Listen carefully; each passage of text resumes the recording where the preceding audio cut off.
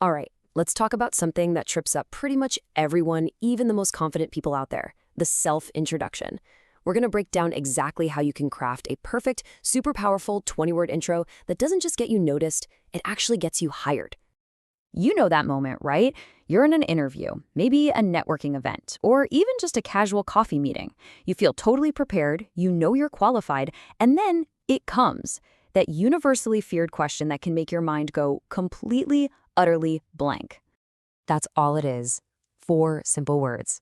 It sounds so open and so easy, but oh man, it can send literally anyone into a spiral of just rambling on, or maybe even worse, freezing up completely. I'm telling you, people at the very top of their game stumble over this one. Well, it's because the stakes feel so incredibly high, don't they? We think we have to somehow summarize our entire life story, all our qualifications, our hopes, our dreams, all into one perfect, tidy answer. But here's a thought. What if that entire approach is just wrong? To really get the power of a great introduction, we're going to look at a case study from a communications consultant named Rebecca Okamoto. Her story is just this brilliant illustration of the massive difference between getting it wrong and getting it absolutely perfectly right. Okay, so picture this. Okamoto lands this interview for a job she feels is a perfect fit. I mean, she has over 20 years of expertise. She prepares this long, exhaustive pitch listing all of her accomplishments. The moment comes, she launches right into it, explaining everything she could do. And the interviewer's feedback? It was brutal. Explain what you can do for me. And just like that, the interview was over. 5 minutes. Rejected. Ouch. And this, right here, is the crucial point. Okamoto realized her qualifications didn't matter one single bit because she failed the first and most important test, capturing her listeners' attention. It wasn't about her resume at all. It was all about her delivery. So that failure became a huge turning point. She got obsessed. She started studying the science of first impressions, what makes headlines go viral, trying to crack the code. So fast forward 6 months. She's having coffee with an executive director. The question comes up again, but this time she has a new answer. And the result? She's hired. In 15 minutes. The only thing that changed was her introduction. This is the kind of game-changing sentence she came up with. It's simple, it's clear, and it's under 20 words. And it immediately got her those 3 magic words that every single person in an interview wants to hear. Tell me more. So what was the secret? Well, it turns out Okamoto discovered 2 core secrets that can totally transform a rambling bio into a really compelling hook. And it's all about shifting your focus away from yourself and onto your listener. The first secret is to start thinking like a journalist. In today's world of short attention spans, you have a better chance of engaging a goldfish than a multitasking human. So your introduction isn't a summary of your life. It's a headline. It's a soundbite designed purely to spark curiosity. And that brings us to the second and honestly the most critical secret, shifting from an about me intro to an about you intro.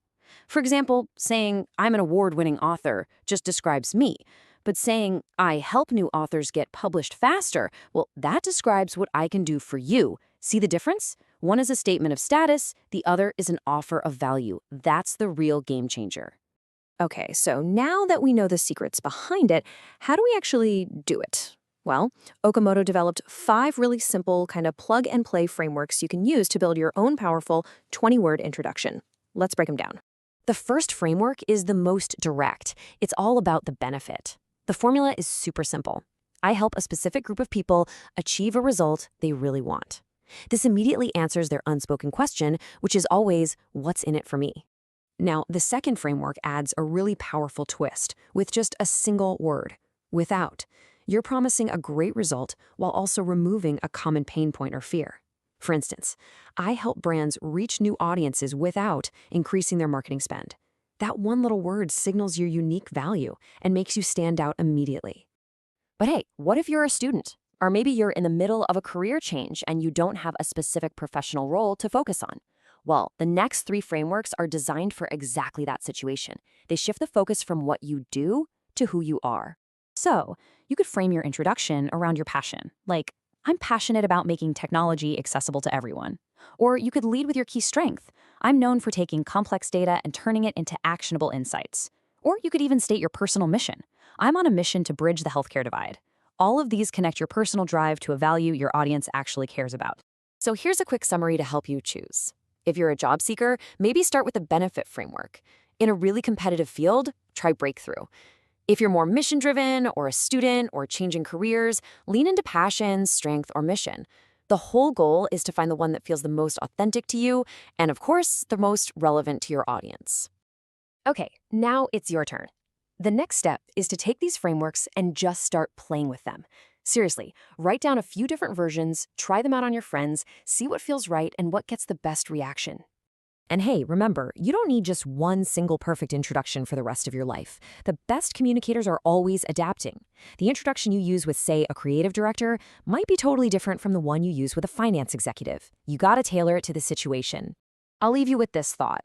We all have that little inner critic, right? The voice that tells us we aren't good enough, that we're an imposter. And a lot of the time, that's the voice that causes us to freeze up when someone asks us to introduce ourselves. But what if that voice is just completely wrong? What if you are smart enough, and the only thing holding you back isn't your qualifications or your resume, but the 20-word story you tell about it? Your introduction isn't a hurdle you have to get over. It's the key that unlocks the door. So what's yours going to be?